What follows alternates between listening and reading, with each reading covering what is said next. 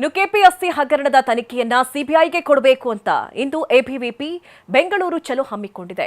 Freedom park CM ಕಚೇರಿ ಬಳಿ ಬೃಹತ್ ಧರಣಿಯನ್ನ ಮಾಡಿದೆ. ಈ ವೇಳೆ ಪೊಲೀಸರು ವಿದ್ಯಾರ್ಥಿಗಳನ್ನ ಎಳೆದಾಡಿದ್ದಾರೆ. ಇದನ್ನ ಪ್ರಶ್ನೆ ಮಾಡಿದ ಮಾಧ್ಯಮದವರ ಮೇಲೆಯೇ ಪೊಲೀಸರು ದರ್ಪ ತೋರಿದ್ದಾರೆ. ಮತ್ತೊಂದು ಕಡೆ ಸಿಐಡಿ ತನಿಖೆ ಚುರುಕಾಗಿದ್ದು ಕೆಪಿಎಸ್ಸಿ ಕಚೇರಿ ಮೇಲೆ ರೇಡ್ ಮಾಡಿದ್ದಾರೆ.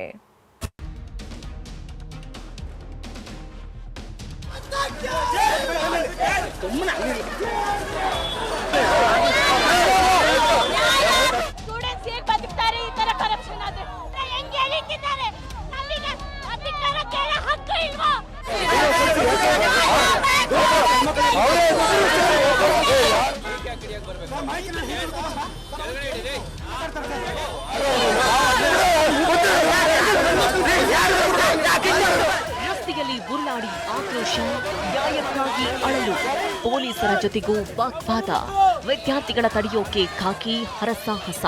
ಇದು ಕೆಪಿಎಸ್ಸಿ ಹಗರಣದ ವಿರುದ್ಧ ಎಬಿವಿಪಿ ಸಾರಿದ ಸಮರದ ದೃಶ್ಯಾವಳಿಗಳು.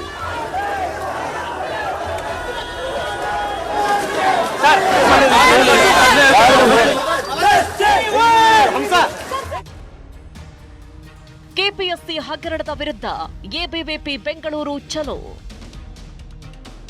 ಹಗರಣದಲ್ಲಿ ಭಾಗಿಯಾದವರ ತಲೆದಂಡಕ್ಕೆ ಎಬಿವಿಪಿ ಆಗ್ರಹ. ಕೆಪಿಎಸ್ಸಿ ಹಗರಣದ ವಿರುದ್ಧ ಎಬಿವಿಪಿ ಸಮರ ಸಾರಿದೆ. ಹಗರಣದಲ್ಲಿ ಭಾಗಿಯಾದವರ ತಲೆದಂಡ ಆಗಬೇಕು, ಪ್ರಕರಣವನ್ನ ಕೂಡಲೇ ಸಿಬಿಐಗೆ ಒಪ್ಪಿಸಬೇಕು ಅಂತ ಒತ್ತಾಯಿಸಿ ಎಬಿವಿಪಿ ಬೆಂಗಳೂರು ಚಲೋ ಹಮ್ಮಿಕೊಂಡಿದೆ. ಬೆಂಗಳೂರಿನ ಫ್ರೀಡಂ ಪಾರ್ಕ್ನಲ್ಲಿ ಪ್ರತಿಭಟನೆ ಮಾಡಿದ ವಿದ್ಯಾರ್ಥಿಗಳು ಸರ್ಕಾರದ ವಿರುದ್ಧ ಆಕ್ರೋಶ ವ್ಯಕ್ತಪಡಿಸಿದ್ರು. ನಮಗೆ ನ್ಯಾಯ ಬೇಕು ಅಂತ ರಸ್ತೆಯಲ್ಲಿ ಒಳಗಿ ಪ್ರತಿಭಟನೆ ಮಾಡಿದ್ರು. ಇವತ್ತು ಕೆಪಿಎಸ್ಸಿಯಲ್ಲಿ ಸಾಲು ಭ್ರಷ್ಟಾಚಾರ ಹಗರಣ ಆಗ್ತಾ ಇದೆ. ರಾಜ್ಯ ಸರ್ಕಾರ ಮಾತ್ರ ಕಣ್ಮುಚ್ಚಿಕೊಳ್ತಿದೆ. ಕಳೆದ 1998 ಹಗರಣ, 2011 ಹಗರಣಗಳಲ್ಲೂ ಕೂಡ ಸಿಐಡಿ ತನಿಖೆ ಆಗಿತ್ತು.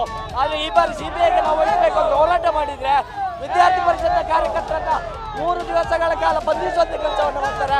12 ದಿವಸ ಅವಧಿ ಹೋರಾಟದಲ್ಲಿದ್ದಂತ ವಿದ್ಯಾರ್ಥಿಗಳು ಬಂಧನ ಆಗ್ತಾ ಇದೆ. ಪ್ರತಿಭಟನಾಕಾರರನ್ನ ನಿಯಂತ್ರಿಸಲು ಪೊಲೀಸರು ಹರಸಾಹಸ ಪಟ್ಟಿದ್ದಾರೆ. ಬಳಿಕ ಪ್ರತಿಭಟನಾಕಾರರನ್ನ ವಶಕ್ಕೆ ಪಡೆದು ಬಸ್ನಲ್ಲಿ ಕೂರಿಸಿದ್ರು. ಈ ವೇಳೆ ಹೈಡ್ರಾಮವೇ ನಡೆದೋಯ್ತು.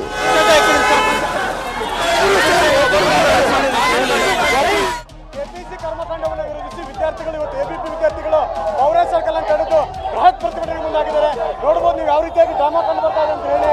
ಇದಕ್ಕೂ ಕೂಡ ಪೊಲೀಸರು ಅಟ್ಟಾಡಿಸ್ತಾ ಇದ್ದಾರೆ ಸದ್ಯಕ್ಕೆ ಎಬಿಪಿ ವಿದ್ಯಾರ್ಥಿಗಳನ್ನ. ಯಾಕಂದ್ರೆ ಈ ಕರ್ಮಕಾಂಡದ ವಿರುದ್ಧ ಕೆಪಿಸಿ ಆಗಿರುವಂತಹ ಬಹುದೊಡ್ಡ ಭ್ರಷ್ಟಾಚಾರದ ವಿರುದ್ಧ ಎಬಿಪಿ ವಿದ್ಯಾರ್ಥಿಗಳು ಇವತ್ತು ಮೌರ್ಯ ಸರ್ಕಲ್ ಬಳಿ ದೊಡ್ಡ ಮಟ್ಟದಲ್ಲಿ ಪ್ರತಿಭಟನೆಗೆ ಮುಂದಾಗಿದ್ದಾರೆ. ವಿದ್ಯಾರ್ಥಿಗಳು ಏನು ಹೇಳ್ತಾರೆ ಅಂತ ಕೇಳೋಣ. ಯಾವ ರೀತಿಯಾಗಿ ಪ್ರತಿಭಟನೆ ಮಾಡ್ತಾ ಇದ್ದಾರೆ ಅಂತ ಹೇಳಿ ಮಾತಾಡ್ಸೋಣ. ಈ ತರ ಕರಪ್ಷನ್ ಆದ್ರೆ ಸ್ಟೂಡೆಂಟ್ಸ್ ಹೇಗೆ ಓದ್ತಾರೆ? ಸ್ಟೂಡೆಂಟ್ಸ್ ಓದಿರೋರಿಗೆ ಸೀಟ್ ಸಿಗ್ತಿಲ್ಲ, ದುಡ್ಡು ಕೊಟ್ಟವರಿಗೆ ಸೀಟ್ ಸಿಗ್ತಿದೆ. ಅದು ಯಾವ ನ್ಯಾಯ? ಈ ಗೌರ್ಮೆಂಟ್ ಯಾಕೆ ಹೀಗೆ ಮಾಡ್ತಿದೆ? ಸ್ಟೂಡೆಂಟ್ಸ್ ಹೇಗೆ ಬದುಕ್ತಾರೆ ಈ ತರ ಕರಪ್ಷನ್ ಆದ್ರೆ? ಪ್ರತಿಭಟನೆ ವೇಳೆ ವಿದ್ಯಾರ್ಥಿಗಳನ್ನ ಎಳೆದಾಡಿದ ಪೊಲೀಸರು, ಪ್ರಶ್ನೆ ಮಾಡಿದ ಮಾಧ್ಯಮದವರ ಮೇಲೆ ಪೊಲೀಸರ ದರ್ಪ. ಪ್ರತಿಭಟನೆ ವೇಳೆ ಮಹಿಳಾ ವಿದ್ಯಾರ್ಥಿಗಳನ್ನ ಪೊಲೀಸರು ಎಳೆದಾಡಿದ ದೃಶ್ಯ ಕಂಡುಬಂತು. ಇದನ್ನ ಪ್ರಶ್ನೆ ಮಾಡಿದ್ದಕ್ಕೆ ಪೊಲೀಸರು ಮಾಧ್ಯಮದವರ ಮೇಲೆ ದರ್ಪ ತೋರಿದ್ದಾರೆ.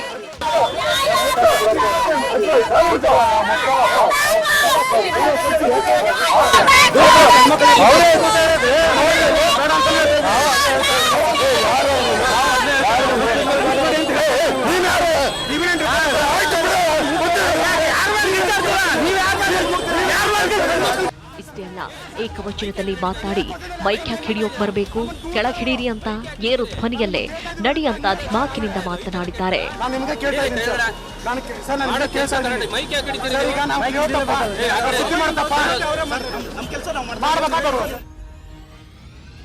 ಸಿಎಂ ಗೃಹ ಕಚೇರಿ ಕೃಷ್ಣ ಬಳಿಯೂ ಎಬಿವಿಪಿ ಪ್ರತಿಭಟನೆ.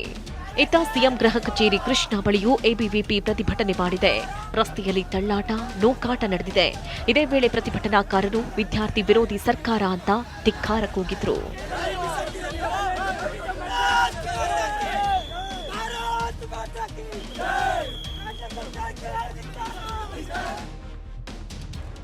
ಬೆಂಗಳೂರಿನ ಕೆಪಿಎಸ್ಸಿ ಕಚೇರಿ ಮೇಲೆ ಸಿಐಡಿ ದಾಳಿ. ಒಂದು ಕಡೆ ಪ್ರತಿಭಟನೆ ಜೋರಾಗಿದ್ರೆ ಅತ್ತ ಕೆಪಿಎಸ್ಸಿ ಕಚೇರಿ ಮೇಲೆ ಸಿಐಡಿ ದಾಳಿ ನಡೆಸಿದೆ. ತನಿಖೆ ವೇಳೆ ಕಂಡುಬಂದ ಅಂಶಗಳ ಆಧಾರದ ಮೇಲೆ 2ನೇ ಬಾರಿ ಸಿಐಡಿ ರೇಡ್ ಮಾಡಿದೆ.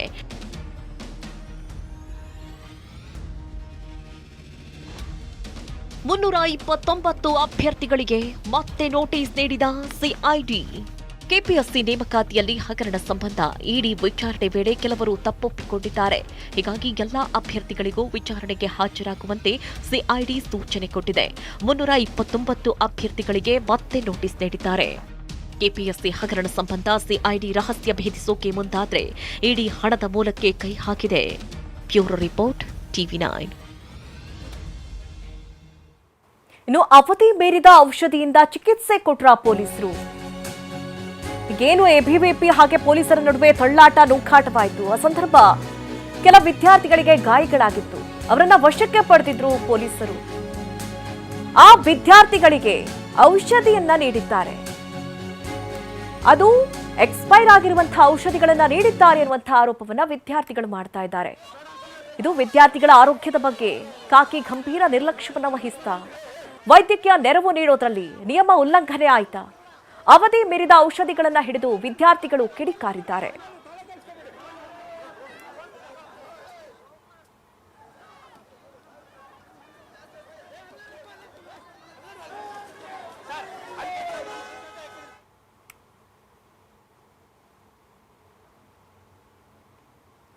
ಏನು ವಿದ್ಯಾರ್ಥಿಗಳನ್ನ ವಶಕ್ಕೆ ಪಡೆಯಲಾಯಿತು ಪೊಲೀಸರು. ಆ ಸಂದರ್ಭದಲ್ಲಿ ಅವರಿಗೆ ಸಣ್ಣ ಪುಟ್ಟ ಗಾಯಗಳಾಗಿತ್ತು. ಅವರಿಗೆ ಪೊಲೀಸ್ ಸ್ಟೇಷನ್ನಲ್ಲೇ ಒಂದಷ್ಟು ಫಸ್ಟ್ ಏಡ್ ಮಾಡುವಂತಹ ಕೆಲಸವನ್ನ ಪೊಲೀಸರು ಮಾಡ್ತಾರೆ. ಆ ಸಂದರ್ಭದಲ್ಲಿ ಬಳಸಿದಂತಹ ಮೆಡಿಸಿನ್ಗಳು ಎಕ್ಸ್ಪೈರ್ಡ್ ಆಗಿತ್ತು ಅನ್ನುವಂತಹ ವಿಚಾರ ಅದನ್ನ ತೋರಿಸ್ತಾ ಇದೀವಿ ನಾವು. ಒಂದ್ ಕಡೆ ಆ ವಿದ್ಯಾರ್ಥಿಗಳೇ ಕೈಯಲ್ಲಿ ಹಿಡಿದು ಆ ಡೇಟ್ ಅನ್ನ ಕೂಡ ಮೆನ್ಷನ್ ಮಾಡ್ತಾ ಇದ್ದಾರೆ. ಅಂದ್ರೆ 2024 ಒಳಗೆ ಬಳಸಬೇಕಾಗಿದ್ದಂತಹ ಮೆಡಿಸಿನ್ಸ್ ಅನ್ನ ಈವರೆಗೂ ಕೂಡ ಬಳಕೆ ಮಾಡ್ತಾ ಇದ್ದಾರೆ. ಇದು ಉಲ್ಲಂಘನೆ ಮಾಡ್ತಾ ಇದ್ದಾರೆ, ಪೊಲೀಸರು ನಿರ್ಲಕ್ಷ್ಯ ವಹಿಸ್ತಾ ಇದ್ದಾರೆ ಅನ್ನುವಂತಹ ಆರೋಪಗಳನ್ನು ಮಾಡ್ತಾ ಇದ್ದಾರೆ.